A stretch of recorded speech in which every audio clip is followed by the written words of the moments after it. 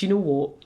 I love that we have social media and video. I love that the online world has expanded so much that we can work together no matter whereabouts in the world that we are. I have been able to work with so many trainers who just previously would have been impossible. They live too far away. I've spoken to people on the other side of the world from me easily. You know, when I was a child, speaking to people in America was a massive deal. The phone calls were expensive. I mean, that was something you would maybe do at Christmas if you had family overseas. And now we can just talk to each other. It's the most amazing thing. When it comes to when it comes to dog training, it opens up worlds to you. It gives you access to people that you otherwise just could not have access to. It's incredible. One thing that it is important to be careful about is claims for success. Now, I see a lot of marketing videos on my Facebook feed because I run a business, and so you see lots of marketing videos. I had no idea until I started my business. I had no idea any of this existed.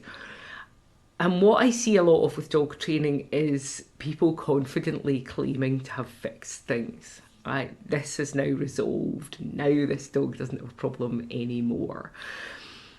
And I would say take those things with a pinch of salt. Now I'm going to show you a video of one of my dogs. He is 1 year old. He's a working cocker. He is highly interested in birds.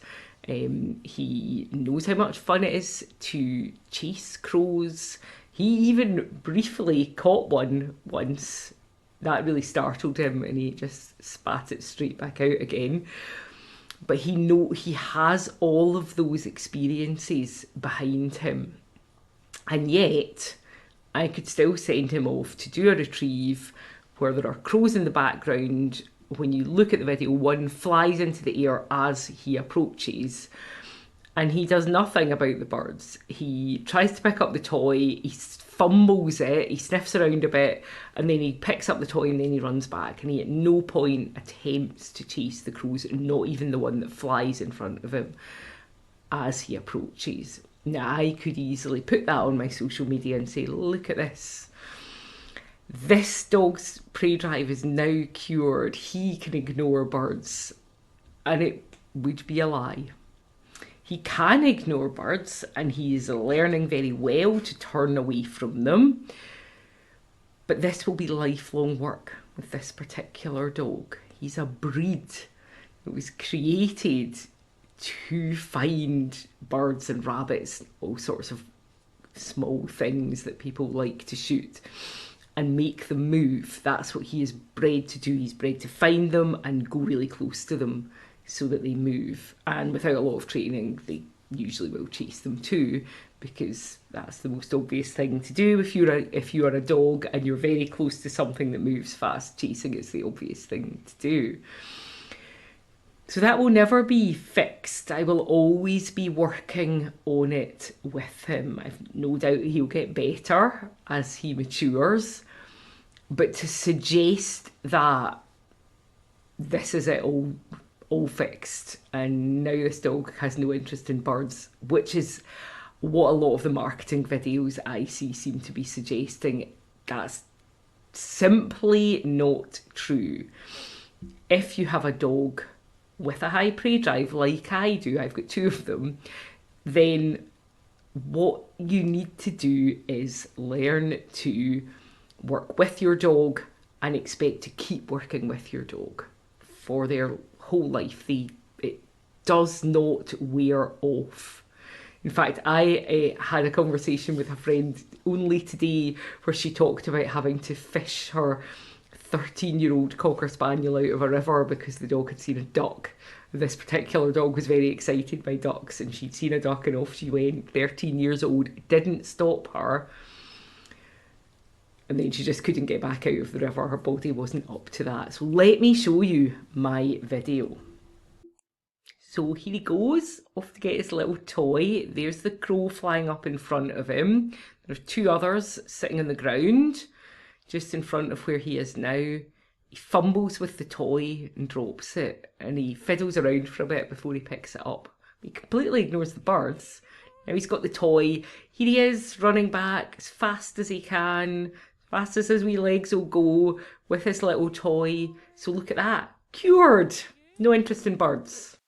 So just remember that when you see those impressive videos of dogs ignoring prey, and the person who makes the video tells you that the dog is cured, the dog is not cured. That person is keeping up the work. That's what's happening. That person is keeping up the training work. Whatever they've done, if the dog genuinely has got a high prey drive, whatever they've done to achieve the dog being able to contain themselves around prey, they are keeping up that work. Just like I will with my dogs. And just like if you have a dog like the dogs I have, just like you will. So anyway, I wanted to show you that just to counter some of the claims that I see made online and bring some reality into the situation for you. And also because if you feel like a bit of a failure because sometimes your dog can do it and sometimes they can't, that's completely normal. Completely normal.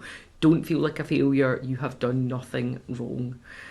If you need help, do get help with your dog, but don't feel as if just because one day your dog can ignore something that they want to chase and the next day they chase it, that you have done something wrong. That's quite normal. And the more experience you get at training your dogs, the easier it is to spot those moments before they happen and do something about them before the chase happens. And that's what the impressive people are doing with their videos that you see. That's what they're doing. They keep up that work and it is ongoing. Okay, thanks for watching. Bye for now.